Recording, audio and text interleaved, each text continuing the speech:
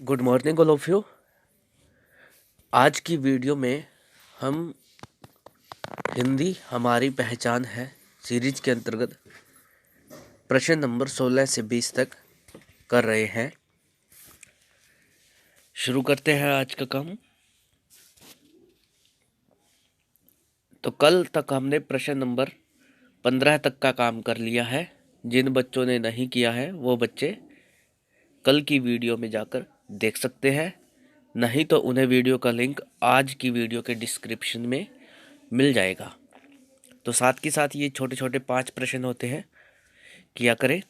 तो प्रश्न नंबर 16 आज का काम में है, विश्व में सर्वाधिक भाषाएं किस देश में बोली जाती हैं?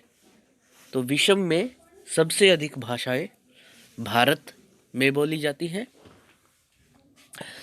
आपको याद हो कि संविधान के अनुसार 22 भाषाओं को तो मान्यता प्राप्त भी है।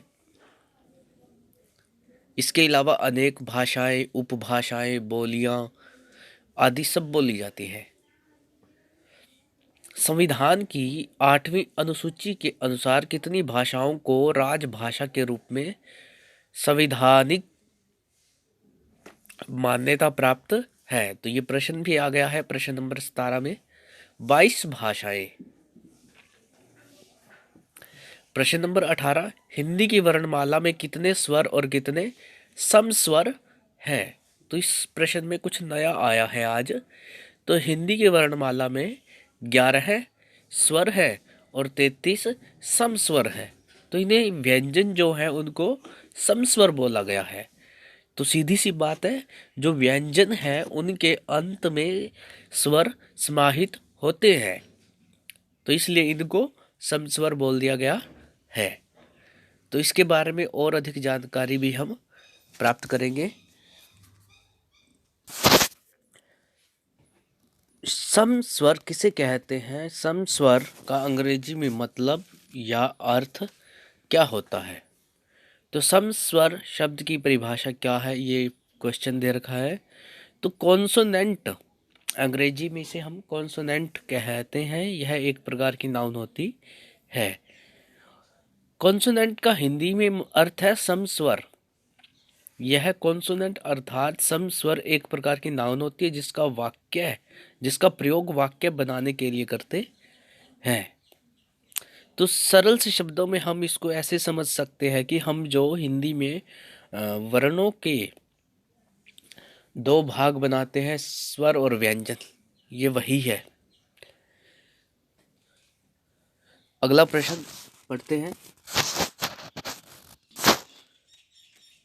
हिंदी में आशु लिपि के जन्मदाता कौन है?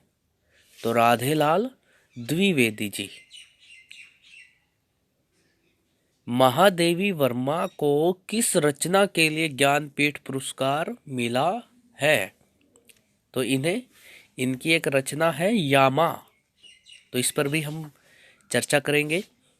यामा महादेवी वर्मा की रचना है, इनको ज्ञानपीठ पुरस्कार मिला है। कल हमने ज्ञानपीठ पुरस्कार का एक प्रश्न पढ़ा था, रामधारी सिंह दिनकर को मिला है। उनको उर्वशी रचना के लिए मिला है, इनको यामा के लिए मिला है। तो यामा एक इनका कविता संग्रह है। महादेवी वर्मा इसकी रचयिता है। इसमें उनके 4 कविता संग्रह हैं, निहार, नीरजा, रश्मि और सांध्य गीत। इस रचना के लिए या इस कृति के लिए इनको 1982 में हिंदी साहित्य का सर्वोच्च पुरस्कार ज्ञानपीठ प्राप्त हुआ है। तो ये इनकी एक संक्षिप्त जानकारी है। तो आशुलिपि के बारे में भी थोड़ी सी जानकारी ले लें। राधेलाल द्विवेदी जी जो इनके आशुलिपि लिखने की एक विधि है जिसमें सामान्य लेखन की अपेक्षा अधिक तीव्र गति से लिखा जाता है। इसमें छोटे प्रतीकों का उपयोग किया जाता है। आशुलिपि में लिखने की क्रिया आशुलेखन कहलाती है। स्टेनोग्राफी इसका अंग्रेजी वर्जन है। स्टेनोग्राफी से आशय है तेज और संक्षिप्त लिखना, जल्दी जल्दी। आशु का मतलब होता है शीघ्र, वैसे भी इसका अर्थ है शीघ्र, और लेखन का मतलब लिखना। लिपि जो बोली जाने वाली ध्वनियों के रूढ़ चिन्हों को लिपि कहते हैं, वो इसकी डेफिनेशन है। तो इसके अंतर्गत क्या हुआ, इसे हिंदी में शीघ्र लेखन या त्वरा आलेखन भी कहते हैं।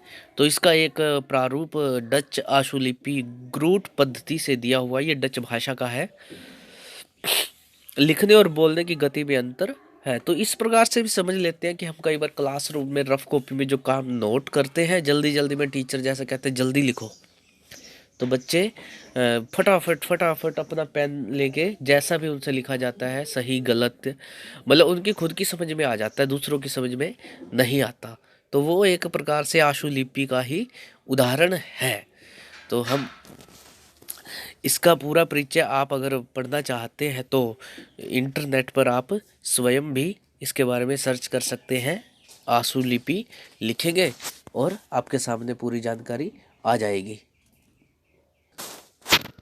तो इस तरह से आज हमने 5 प्रश्न कर लिए हैं। कल की वीडियो में हम अगले 5 प्रश्न करेंगे। तब तक के लिए आप इन प्रश्नों को याद करें और अपनी नोटबुक में लिख लें। Thank you.